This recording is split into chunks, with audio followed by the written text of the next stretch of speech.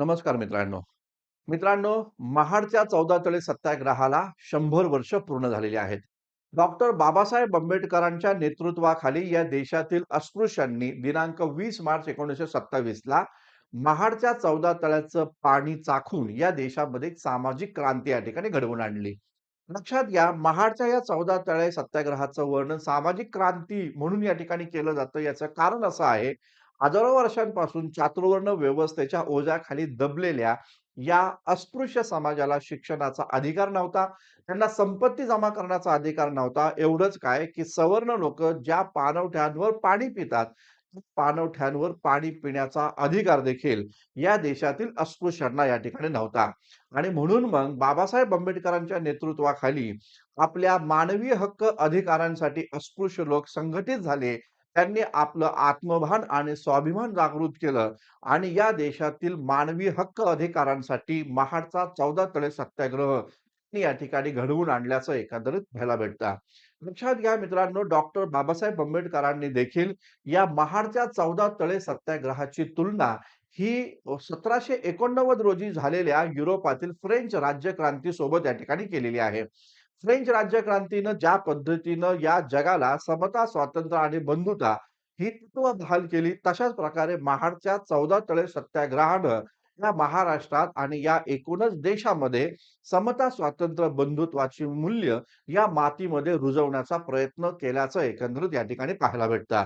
आणि अशा पद्धतीनं या महाडच्या 14 तळे सत्याग्रहाचं हे महत्व आहे आणि त्या 14 तळे सत्याग्रहाला हे 100 वर्ष पूर्ण झालेली आहेत आजच्या दिवशी.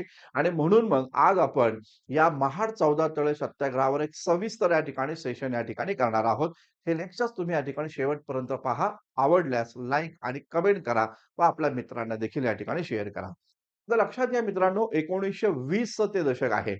1920 चं दशक भारतीय इतिहासातलं अत्यंत महत्वाचं या ठिकाणी दशक मानलं जातं. कारण 1920 च्या दशकामध्ये 2 नेते 2 चळवळ घेऊन या ठिकाणी काम करत होते. एक होते महात्मा गांधी, ज्यांच्या माध्यमातून ब्रिटिश सत्तेच्या विरोधामध्ये या देशात स्वातंत्र्य लढा उभा राहिला होता. आणि दुसरे होते ते म्हणजे डॉक्टर बाबासाहेब आंबेडकर यांच्या नेतृत्वाखाली या देशामध्ये समतेचा लढा या ठिकाणी निर्माण करण्यात आला होता. लक्षात घ्या, गांधींची भूमिका होती 200 वर्षांपूर्वी या देशात जे इंग्रज आले होते, या इंग्रजांना या देशातून हद्दपार करणं आणि या भारताला स्वातंत्र्य या ठिकाणी मिळवलं. लक्षात घ्या, गांधींचा संघर्ष 200 वर्षांपूर्वीची जी काही गुलामगिरी होती, ती समाप्त करण्यासाठी होता. तर बाबासाहेब आंबेडकरांचा संघर्ष हा या देशामध्ये 2000 वर्षांपासून जी गुलामगिरी या ठिकाणी नांदत होती या देशात, ती समाप्त या ठिकाणी करणं, असा या ठिकाणी बाबासाहेबांचा उद्देश होता. आणि म्हणून मग लक्षात घ्या, गांधींच्या लढ्यापेक्षा बाबासाहेब आंबेडकरांचा सामाजिक लढा हा जास्त या ठिकाणी कठीण होता आणि तो तितकाच या ठिकाणी महत्त्वपूर्ण देखील होता. हा महत्त्वाचा मुद्दा आपण या ठिकाणी लक्षात ठेवणं गरजेचं आहे. स्वतः कैक वेळा डॉक्टर बाबासाहेब आंबेडकरांनी देखील ही भूमिका मांडली, की या देशातील सवर्ण इंग्रजांचे गुलाम आहे आणि आम्ही अस्पृश्य हे सवर्णांचे गुलाम आहे. म्हणजे आम्ही अस्पृश्य कोण आहोत, तर गुलामांचे गुलाम या ठिकाणी आहे. आणि त्यामुळं बाबासाहेब आंबेडकर असं सातत्यानं म्हणत होते, की इंग्रज हे परकीय आहेत, विदेशी आहेत. ते आज नाही तर उद्या या ठिकाणी जातील आणि या देशाला स्वातंत्र्य मिळेल. मात्र अस्पृश्य जे या ठिकाणी हजारो वर्षांपासून जी गुलामगिरी या ठिकाणी सहन करत आहे, ती गुलामगिरी या ठिकाणी सहजासहजी जाणार नाही. कारण या देशामध्ये कैक महात्मे आले, कैक महात्मे निघून गेले. मात्र अस्पृश्य हे अस्पृश्यच राहिले. ही भूमिका बाबासाहेबांना माहिती होती आणि म्हणून मग अस्पृश्यांनी स्वतःहून संघटित होणं गरजेचं आहे. आपलं आत्मभान आणि स्वाभिमान त्यांनी निर्माण करणं गरजेचं आहे आणि या देशातील गुलामगिरीच्या विरोधात त्यांनी या ठिकाणी लढलं गेलं पाहिजे. अशी बाबासाहेबांची भूमिका होती आणि त्यातला पहिला प्रयत्न म्हणजे महाडचा 14 तळे सत्याग्रह आपल्याला या ठिकाणी पाहायला भेटतो. लक्षात घ्या, महाडचा 14 तळे सत्याग्रह केवळ पाणी पिण्याचा संघर्ष या ठिकाणी नव्हता. तर हा संघर्ष मानवीय हक्क अधिकार प्राप्त करण्याचा संघर्ष या ठिकाणी होता. बाबासाहेब आंबेडकरांनी देखील महाडच्या 14 तळे सत्याग्रहाच्या संदर्भात भूमिका या ठिकाणी मांडली, की आम्ही या 14 तळ्याचं पाणी पिऊन अमर होणार नाही किंवा आम्हाला या ठिकाणी अमरत्व या ठिकाणी मिळणार नाहीये. या 14 तळ्याच्या सत्याग्रहाच्या आधी देखील आम्ही या 14 तळ्यामध्ये पाणी पीत नव्हतो, म्हणून आम्ही मेलो नव्हतो आणि आता या 14 तळ्याचं पाणी पिण्याचा अधिकार मिळाल्यानंतर देखील आम्ही या ठिकाणी आता अमर होणार नाहीये. वास्तविकता बाबासाहेब भूमिका अशी मांडतात, की हा पाण्यासाठी केलेला जो संघर्ष आहे, हा वास्तविकता पाणी पिण्याचा अधिकार मिळवण्यासाठी केलेला संघर्ष नसून, आम्ही देखील सवर्णांसारखे मनुष्य आहोत आणि आम्हाला देखील मानवीय हक्क अधिकार मिळाला पाहिजे. या प्रकारे किंवा अशा प्रकारसाठी किंवा या गोष्टींसाठी आम्ही हा संघर्ष या ठिकाणी करत आहोत. ही भूमिका बाबासाहेब आंबेडकरांनी महाडच्या 14 तळे सत्याग्रहामध्ये घेतल्याचं एकंदरीत दिसून येतं.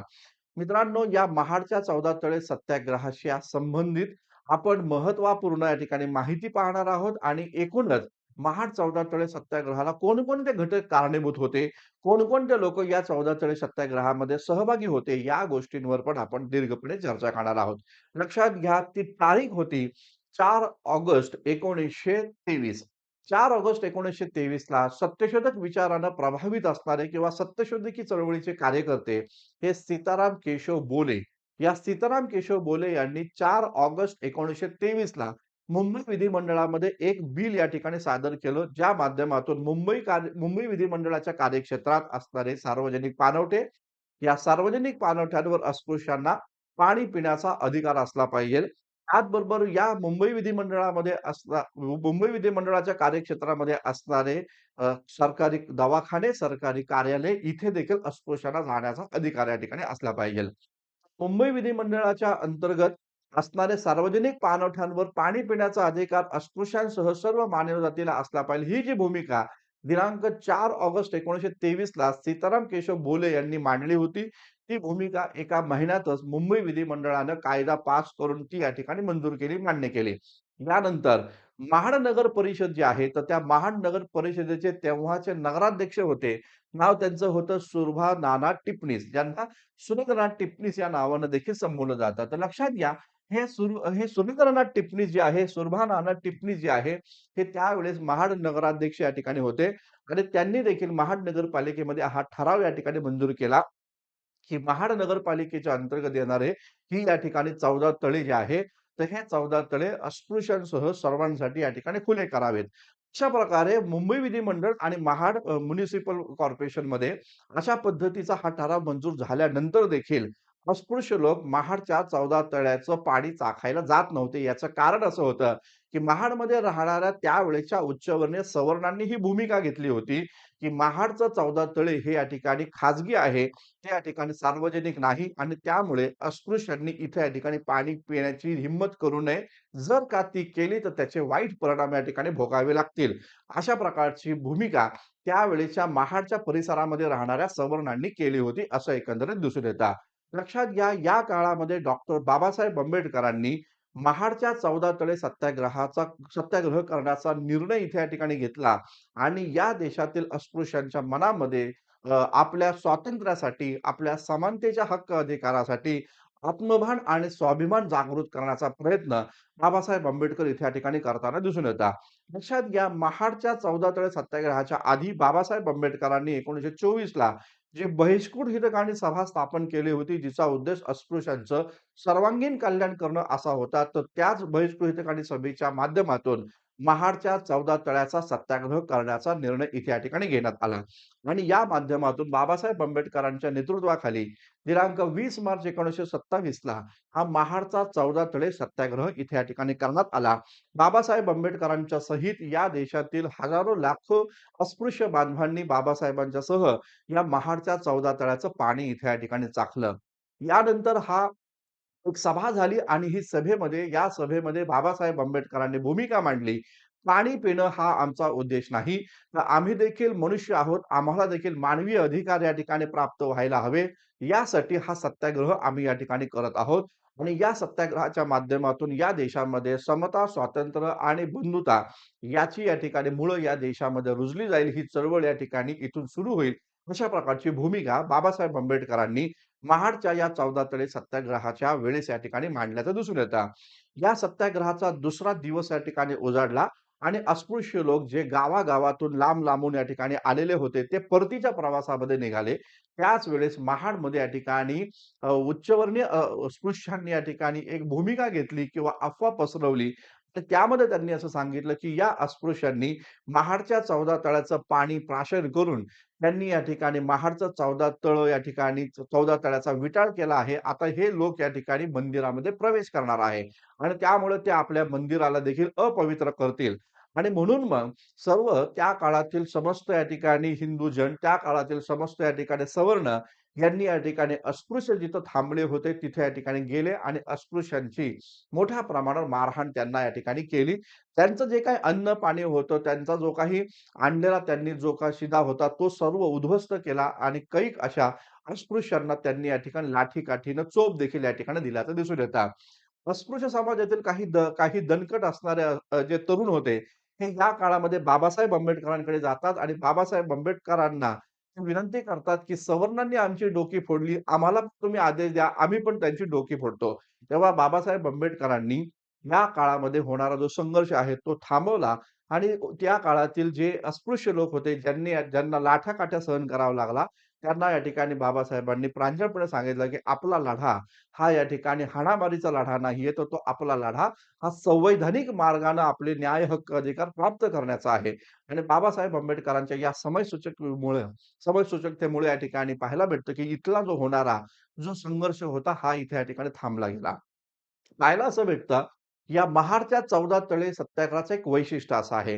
या सत्याग्रहाचं एक पहिलं वैशिष्ट्य म्हणजे, की या सत्याग्रहामध्ये केवळ अस्पृश्य लोकं नव्हते. तर या सत्याग्रहामध्ये उच्चवर्णीय ब्राह्मण, ज्यांना सामाजिक समानतेचा विचार या ठिकाणी पटतो, ज्यांना या देशात मनुवादी व्यवस्था समाप्त करायची आहे आणि या देशात समतामूलक समाज व्यवस्था स्थापन करायची आहे. या समाज व्यवस्थेमध्ये कोणच ब्राह्मण, कोणच शूद्र असा भेद या ठिकाणी नसेल. सर्व लोकं समान असतील.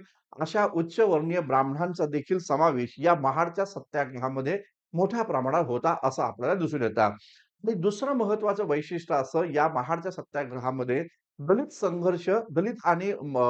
आणि सवर्ण संघर्ष इथे या ठिकाणी समोर येताना एकंदरीत दिसतात. आणि त्यामुळे जेव्हा आपल्या सभा होतील, जेव्हा आपण अशा प्रकारचे सत्याग्रह करू, तेव्हा आपल्या लोकांचं संरक्षण हे पोलीस यंत्रणा न करता ते संरक्षण आपल्यालाच करायचं आहे. ही बाब बाबासाहेब आंबेडकरांच्या लवकरच लक्षामध्ये आली.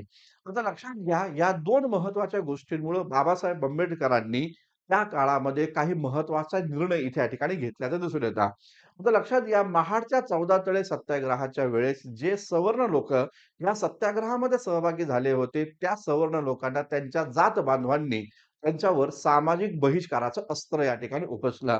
यांच्यासोबत रोटी आणि बेटी व्यवहार या ठिकाणी समाप्त केले. परिणामी असं झालं, की या देशातील खास करून बाबासाहेबांच्या सोबत काम करणारे आणि महाड 14 तळे सत्याग्रहामध्ये सहभागी असणारे उच्चवर्णीय सवर्ण यांना या ठिकाणी त्या सामाजिक रोषाला सामोरं जावं लागलं आणि म्हणून मग बाबासाहेब आंबेडकरांनी या उच्चवर्णीय सवर्णांसाठी एक वेगळं संघटन या काळामध्ये निर्माण करण्याचा भूमिका या ठिकाणी घेतली आणि त्याच संघटनेचं नाव आहे समाज समता संघ. लक्षात घ्या, समाज समता संघ या प्रकारचं एक संघटन दिनांक 4 सप्टेंबर सन 1927 ला स्थापन करण्यात आलं. तर समाज समता संघ स्थापन करण्याचं कारण काय? तर बाबासाहेबांच्या सोबत बहिष्कृत हितकांनी सभेमध्ये जे लोक उच्चवर्णीय लोक काम करत होते, त्या लोकांना बहिष्कृत हितकांनी सभेमध्ये तुम्ही सहभागी होता, महाडमध्ये तुम्ही काम करता म्हणून त्या जातीच्या लोकांनी, त्यांच्या जातीच्या लोकांनी त्यांच्यावर सामाजिक बहिष्काराचं अस्त्र उच्चारलं होतं. आणि म्हणून मग या उच्चवर्णीय सवर्णांना उच्चवर्णीय सवर्णांसाठी एक वेगळं संघटन असावं म्हणून बाबासाहेब आंबेडकर समाज समता संघाची स्थापना करतात. लक्षात घ्या, या संघटनेचं एक वैशिष्ट्य असं आहे, की भारतातलं पहिलं एक असं संघटन आहे, की ज्या संघटनेचे सदस्य सर्वच्या सर्व हे ब्राह्मण होते, उच्चवर्णीय होते. मात्र या संघटनेचे अध्यक्ष हे अस्पृश्य होते, डॉक्टर बाबासाहेब आंबेडकर. हे या संघटनेचं वैशिष्ट्य आपल्याला या ठिकाणी पाहायला भेटतं. जसं महाडच्या 14 तळे सत्याग्रहामध्ये अस्पृश्यांना सवर्णांकडनं मारहाण सहन करावी लागली, तेव्हा बाबासाहेबांच्या लक्षामध्ये असं आलं, की आपल्या लोकांचं संरक्षण करण्याची जबाबदारी ही आपलीच आहे. आणि म्हणून मग बाबासाहेब आंबेडकरांनी त्या विचारातून एक महत्त्वाचं संघटन दिनांक 25 नोव्हेंबर 1927 ला निर्माण केलं. त्या संघटनेचं नाव आहे समता सैनिक दल. लक्षात घ्या, समता सैनिक दल अस्पृश्य समाजातील अशा तरुण लोकांचं या ठिकाणी संघटन होतं, की जे तरुण या ठिकाणी आपल्या लोकांचं संरक्षण करण्यासाठी सैनिकी प्रशिक्षण या ठिकाणी घेतील. सैनिकी प्रशिक्षण देऊन त्यांना आपल्या नेत्याचं, आपल्या सभेचं आणि सभेतल्या सर्व लोकांचं संरक्षण करण्याची जबाबदारी बाबासाहेब आंबेडकरांनी या समता सैनिक दलाला दिली होती, असं एकंदरीत दिसून येतं. तर अशा पद्धतीचं 2 महत्त्वाच्या संघटना महाडच्या 14 तळे सत्याग्रहानंतर लगेचच बाबासाहेब स्थापन करतात. त्यापैकी एक संघटना म्हणजे समाज समता संघ आणि दुसरं आहे समता सैनिक दल. लक्षात घ्या, महाडचा 14 तळे सत्याग्रह झाल्यानंतर, हा सत्याग्रह या ठिकाणी झाल्यानंतर महाडमधल्या उच्चवर्णीय सवर्णांनी अशा प्रकारची भूमिका घेतली, की अस्पृश्यांनी महाडचं पाणी पिल्यानंतर महाडचं 14 तळं या ठिकाणी अशुद्ध झालेलं आहे, अपवित्र झालेलं आहे. त्या प्रकारच्या महाडच्या 14 तळाला पुन्हा या ठिकाणी शुद्धता करून त्याचं पावित्र्य पुन्हा या ठिकाणी निर्माण करायचं, अशा प्रकारची भूमिका घेतली गेली आणि महाडचं 14 तळे हे पुन्हा एकदा शुद्धीकरण त्याचं या ठिकाणी करण्यात आलं. साहजिकच शुद्धीकरण करताना काही वेदांमधले श्लोक म्हटले गेले, दही टाकण्यात आलं त्या पाण्यामध्ये, गोमूत्र आणि त्याचबरोबर या ठिकाणी शेण त्यामध्ये या ठिकाणी टाकण्यात आलं आणि उच्चवर्णीय सवर्णांनी भूमिका घेतली, की आता हे महाडचं 14 तळे जे आहे ते या ठिकाणी शुद्ध झालेलं आहे. अशा प्रकारची भूमिका त्यांनी या ठिकाणी घेतली. बाबासाहेब आंबेडकरांना सवर्णांची ही बाब मुळीच पसंत पडली नाही. त्यांच्या तो जिव्हारी घाव या ठिकाणी लागला आणि बाबासाहेब आंबेडकरांनी महाडमध्ये पुन्हा एकदा जाऊन अस्पृश्यांची परिषद घेण्याचं नियोजन या ठिकाणी केलं. लक्षात घ्या दिनांक 25-26 डिसेंबर 1927 ला म्हणजे त्याच वर्षी बाबासाहेब आंबेडकर पुन्हा महाडमध्ये जातात.